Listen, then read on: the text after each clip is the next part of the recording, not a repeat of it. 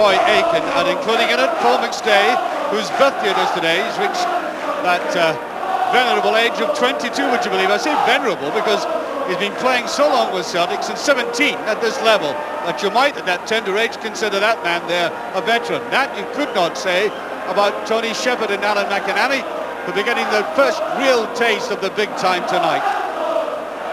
And the very famous Dynamo Kiev team, missing from it is a captain Baltasha, and tonight their leader will be Anatoly Demyanenko, one of the greatest defenders in the game and the Soviet Union Player of the Year. And alongside him, Rats, with whom he has a marvellous understanding, and who scored, as you recall, a brilliant goal against France in Mexico. The referee indulging a little calisthenics, Soriana Aladran, and with the temperature only about 5 degrees above freezing, I'm sure he feels very much at home. Well, there is a Russian commentator beside me, and he was indicating that the Russians in Kiev don't see all that much rain, certainly not rain like this, and they probably haven't heard a crowd like this either. So if Celtic try to make them feel more alien than usual, then that is exactly the right ploy.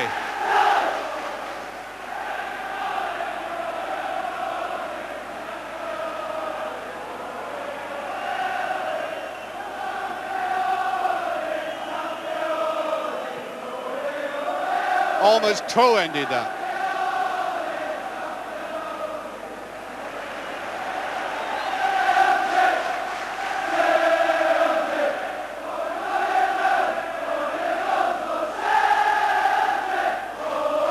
Burns. Dangerous ball. Played square with Yakovenko coming in. Shepherd. Leclerc after it. So also was Bessanov. There he is, 58 caps and 20 goals. He plays free either behind the defenders or just in front.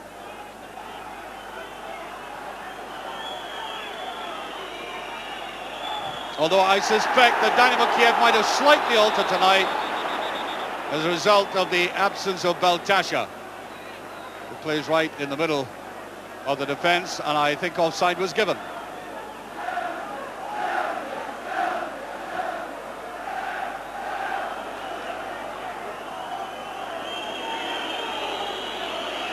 Gorili. Nicely flicked on.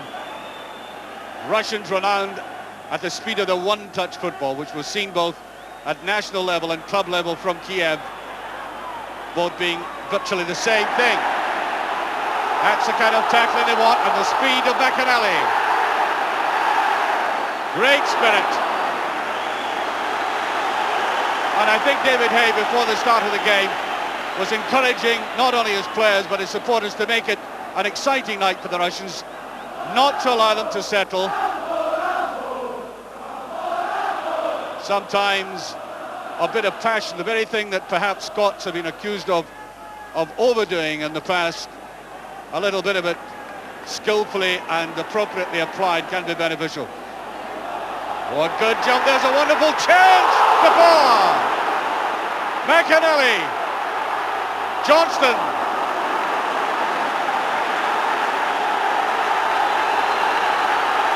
Kiev so fortunate to survive that. There's no offside, and there is corner, and that was an absolutely brilliant break on the counter-attack by the Russians. Superb move. Look, he was dwarfed, but Johnson managed to get it through, and that was almost timber. Almost took that post away. 5 minutes gone. Aiken. Gorili. They better watch that. It's a very slippy pitch, a greasy ball, and as I said, the Russians don't domestically play in these kind of conditions all that often.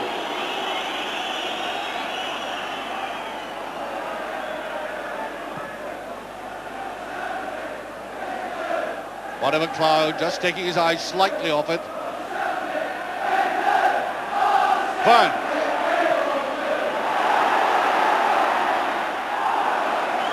Swept away by Gorilli, who's almost aptly named.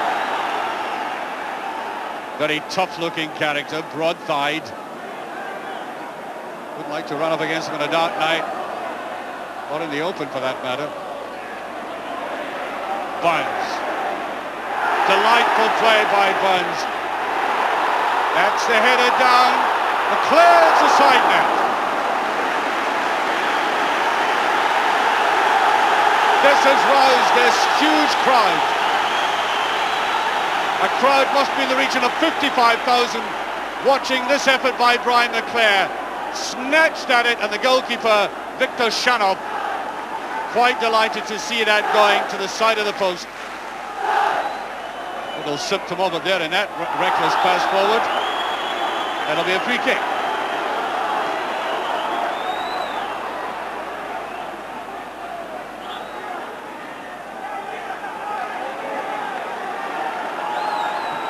There's McLeod, Johnson, fighting very hard, but he gets another free kick after that as he's brought down by Yakovenko.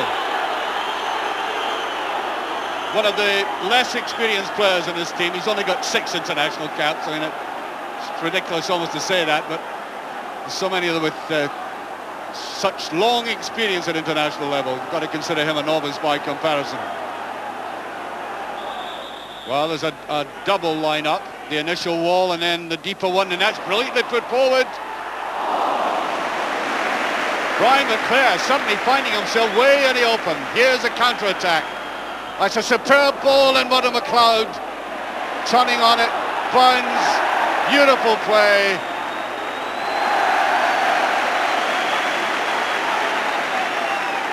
Well, Tommy's been in this dual area for Celtic for so long now, coming from deep in a kind of full-back position and in midfield. Never quite sure where he's playing at times, but he likes to be on the left.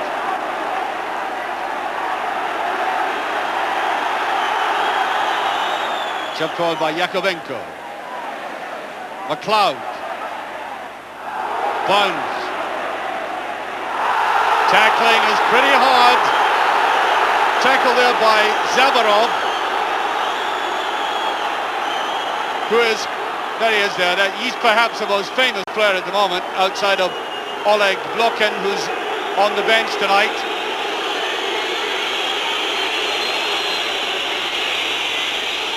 Well, Zabarov is noted for his skill on the park and his goal-scoring ability, but I think he has also been watching horror movies and picking up tackles like that.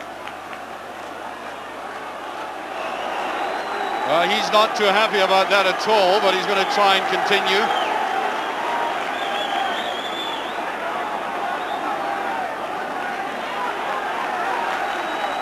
Well, the play goes on as Burns moves around very gingerly. There he is, quite rightly jumping over that. He was going to get another one. Aiken. Johnston, no touch, I don't think, no. It went straight through, despite that mighty leap by a man who sometimes gets up well above players much taller than he is.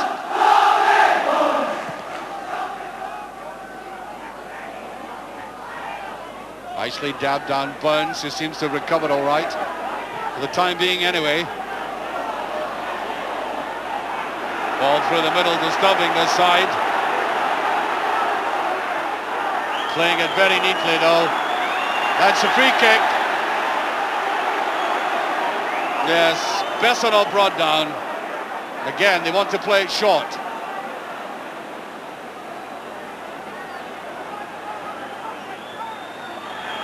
Oh. Well, Kuznetsov, he was getting round the player. A delightful skill. Again, he's one of the big men in midfield.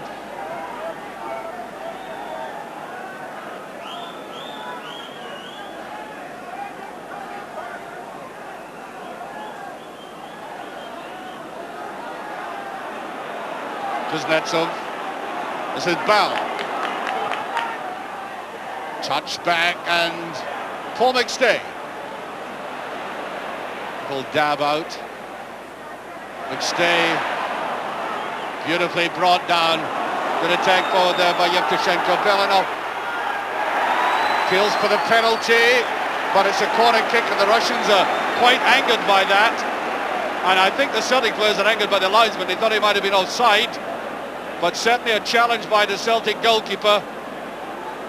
As he went round the side, it was Belanov, and the referee considers it's a corner. Oh, goes free, it's in. A goal by Yevtushenko. 17 minutes gone in the Celtic defence. Really stood and watched that coming right past him. Why, oh why, did he suddenly freeze? Certainly everybody appeared to be covered. But watch that. Look, 3 defenders, 1 goalkeeper, and Yevtushenko contrives to come round the side and score. That's a terrible indictment of the Celtic defence. And I think we're having Tommy Burns goes off.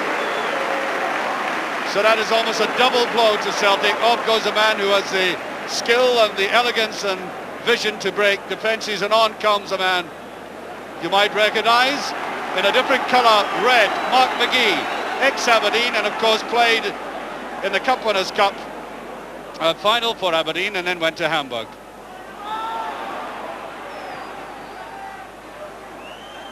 Kept it until he saw a man in space, not forward by Gorili, who's playing right in the centre of defence. That's very short. Oh, beautifully put through. Demyanenko. Great recovery by Roy Aitken.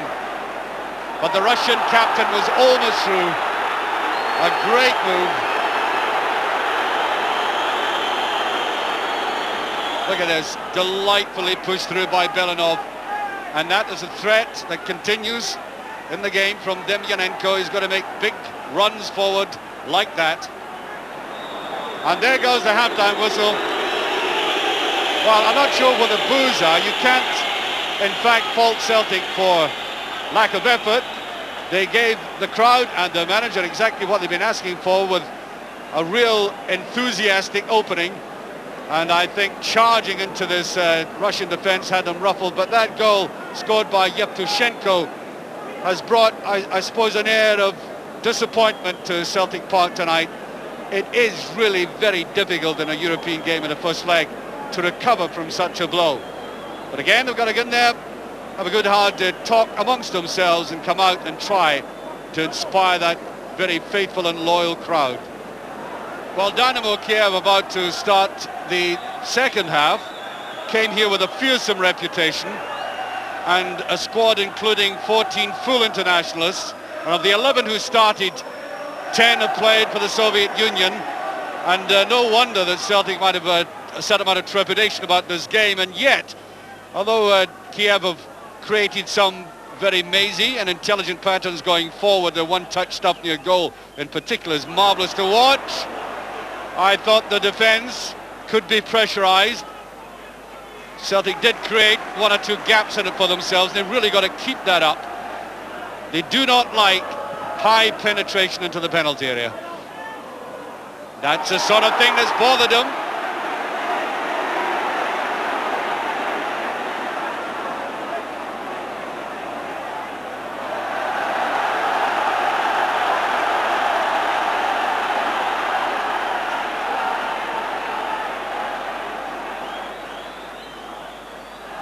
But it's all uphill for Celtic as McGee goes in. Free kick, I think.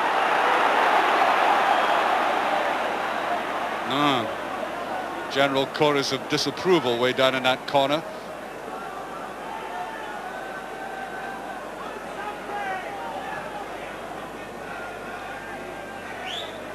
Ooh, there's a wide open gap here. Look at this. Rats coming in. Much too hasty, and I think in actual fact he was saying, well, why wouldn't you up for a cross? Rats, who scored that magnificent goal in the World Cup, you may recall, against France, 30-yarder.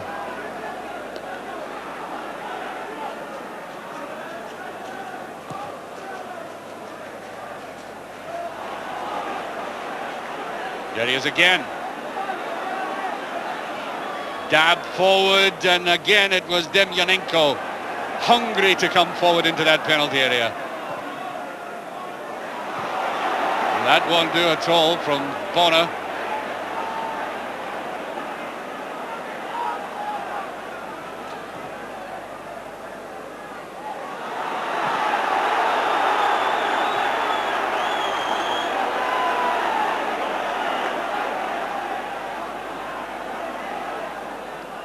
Aiken, McGee,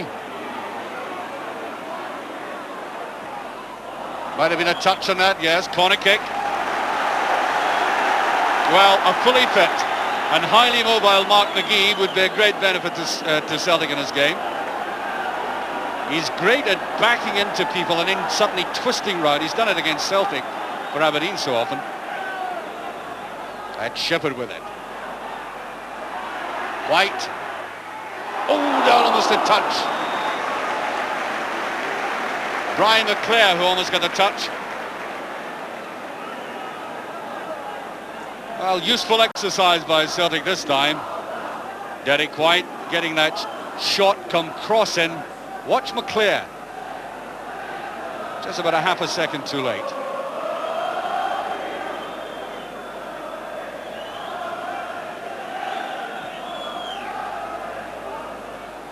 Huge ball there by Chanov. Thankfully, the game has been played under fairly reasonable conditions compared to what it was about an hour or so ago, about half an hour before kick-off, when it was an icy monsoon that was coming down. Oh. Touched away by Zabarov, he's overdone it. And Aiken. Oh. Yakovenko simply got right out of the way. What a wise man he is. Offside. Figure of Belanov, about a yard offside. And although Roy Aiken was successful in that tackle, I think he slightly hurt himself. Johnston, a lovely touch round by Johnston. It's almost there. Brilliant play by Johnston. That's why Johnston's so highly rated. I mean, it looked as if there was no danger to that defence, and yet, with that bouncing ball, managed to stretch out and curl it over his head. That would have brought the house down. McInally, brilliant play by Celtic. McClare. Now, fatal to turn back against this team. McInally fights hard for it. Sliding in there. The Celtic support love it.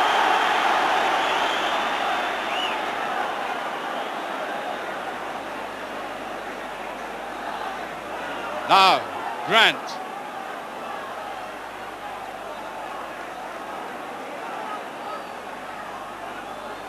Johnston. Showing how sharp he is, but going the wrong way. No, too obvious. Corner given, yes. The pass back was much too hard. And the very sodden pitch at Celtic Park assisted that one all right. So, how Celtic badly need a goal now at this stage. Goalkeeper hesitated. Now the break. Oh, look at that superbly struck pass. Belanov. Belanov for a brilliantly saved. And again he tries it. Oh, and away by White. And the big Irish internationalist goalkeeper saved Celtic there from the man who scored that hat-trick against Belgium in that famous 4-3 game, Belanov. There he was, foiled by the Irishman, and then he tried to flick it back again for somebody else. That would have killed it well and truly. Russians do not want to tackle. Not when Celtic have the ball.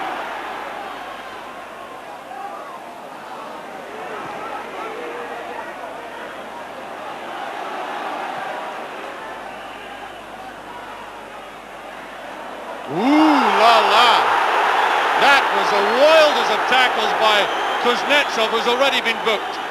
And really for that he should be off the field.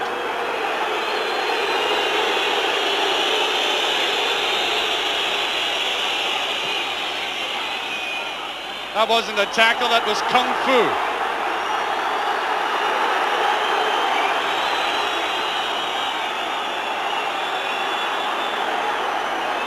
And it's onside. And it goes to Bonner. And the Celtic players are incensed about that tackle on Maurice Johnson.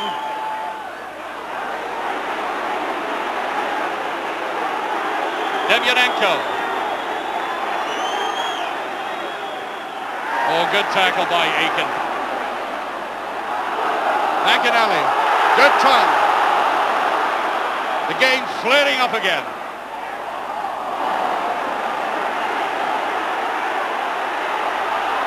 Were a bit fortunate. Shepherd. McLeod. Johnston. It's all very square. McInally going wide. Cut off there by Kuznetsov.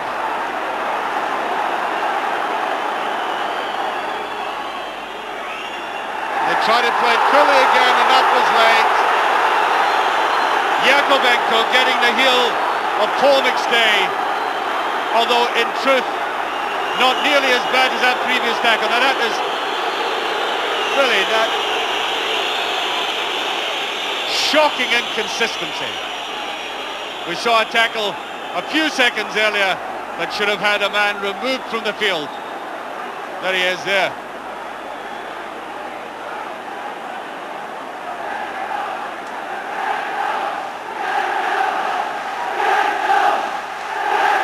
And now Celtic are finding they've got a battle on their hands now. It's becoming very physical for them. Referee telling them to get right back. And now, stay. Put round there by Roy Aiken, the captain.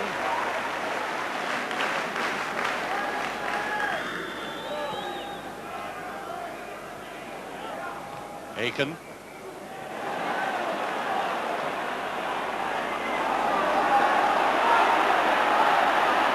Referee waving play on. It looked like a foul to me by McInally.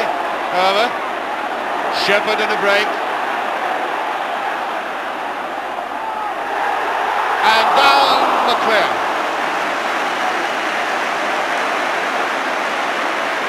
Well, he almost benefited from that run by Shepherd. Watch the defenders, four converging on him. The little dab in there, and Brian McLeod, I think the angle was just a little bit too much for him to turn round on it.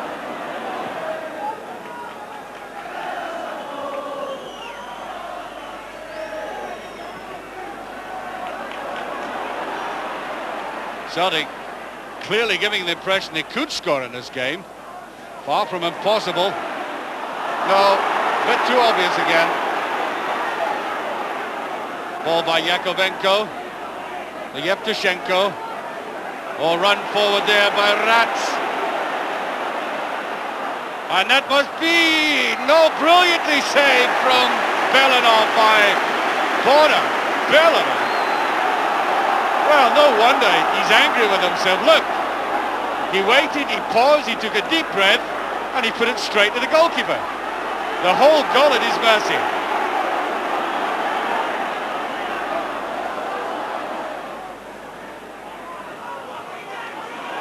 Way there by Kuznetsov, who's getting the bird every time he touches the, well, that's a polite way of putting it.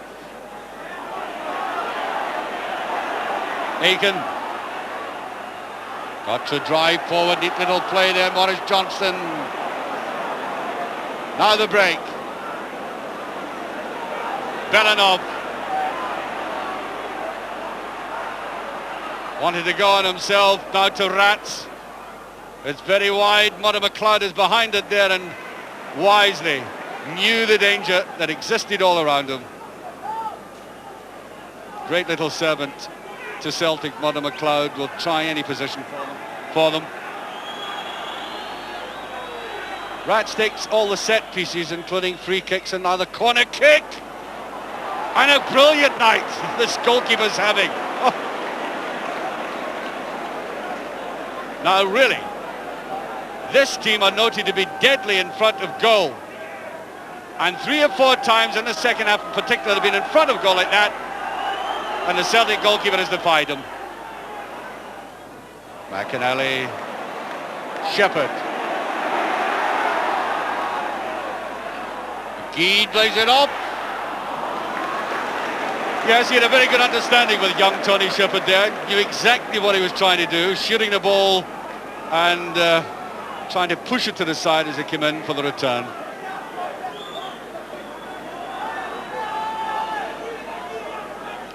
Exactly, 15 minutes left. That big man there, Roy Aitken, will no doubt be shouting his way through these last few minutes, trying to lift his troops up. Nobody does it better. Johnston after this, and so was McClare. Well, you know, without having got anywhere so often in the game, they've been taken apart right down the middle like that. They've looked very vulnerable in the middle. Look at this again.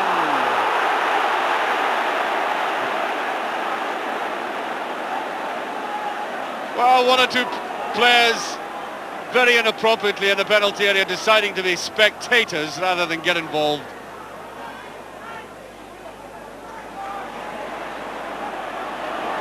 McLeod.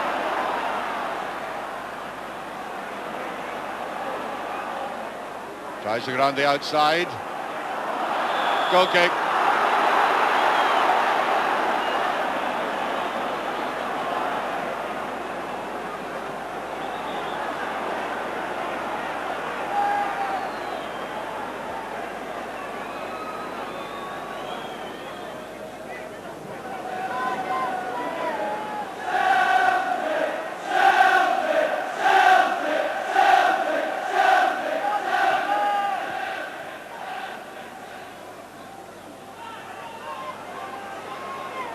Everybody getting back, all the blue shirts retreating to the edge of the penalty area.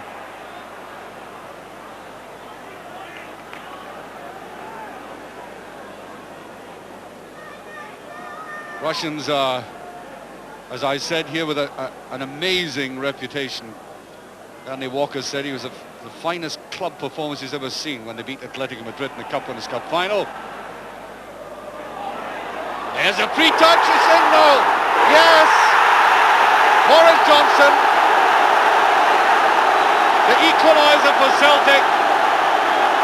Exactly 10 minutes remaining, and that reputation has been slightly punctured by a long overdue goal. Once again, beaten by the high ball, they've looked vulnerable there, terrible marking, and the goalkeeper Shadow made a marvellous effort, and Johnson, who's had a great concentrated game for Celtic tonight, puts them back in level terms.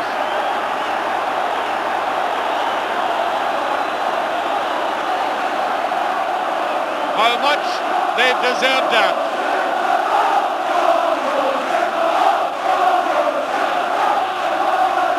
And now they've just got to be very cautious. The Russian defence really looked awful. Now McInally. This could be a great ending to this match. Whoa. Now, away goes Rats. Zabarov is in the middle. There is Zabarov! Well, he appreciated all that work that was done for him. Namely by Rats, and the finish by his very high standards quite pathetic. Aiken in the run. Wants to come forward. Boris Johnston. Offside, yes. At least 2 players. Zabarov annoyed. Wily little player.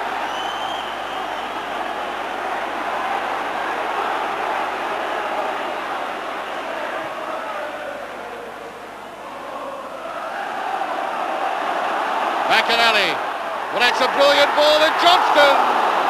And again he was in the fray. Oh, look at the frustration there.